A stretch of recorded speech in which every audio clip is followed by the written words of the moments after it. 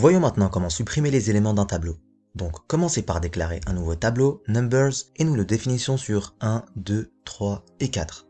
Plus tôt dans cette section, vous avez découvert 3 méthodes pour ajouter de nouveaux éléments à un tableau.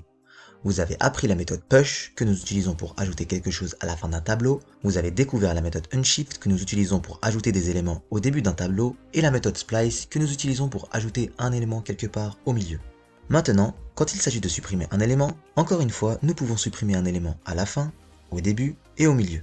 Mais au lieu de la méthode push, nous utilisons la méthode pop. Cela supprimera le dernier élément de ce tableau et le retournera. Alors, stockons cela dans une constante appelée last, et ici je vais faire un console log de numbers. Donc, vous pouvez voir le tableau après avoir supprimé cet élément last. Enregistrez les modifications, alors voici notre tableau. 1, 2 et 3. Et vous pouvez voir que le dernier élément est 4. Maintenant, si vous voulez supprimer un élément depuis le début, vous utilisez la méthode shift.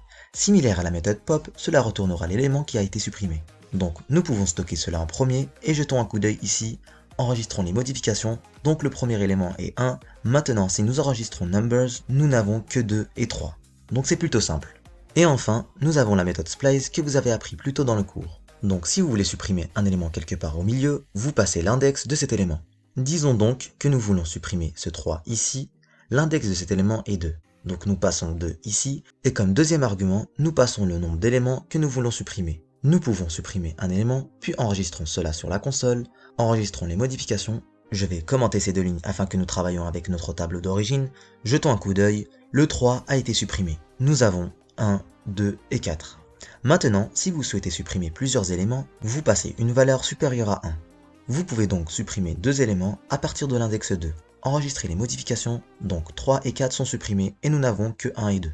Donc pour récapituler, utilisez la méthode pop pour supprimer le dernier élément, utilisez la méthode shift pour supprimer le premier élément et l'élément splice pour supprimer un élément quelque part au milieu d'un tableau. Voilà pour cette vidéo sur la suppression d'éléments dans un tableau en JavaScript, on se retrouve pour une toute prochaine vidéo.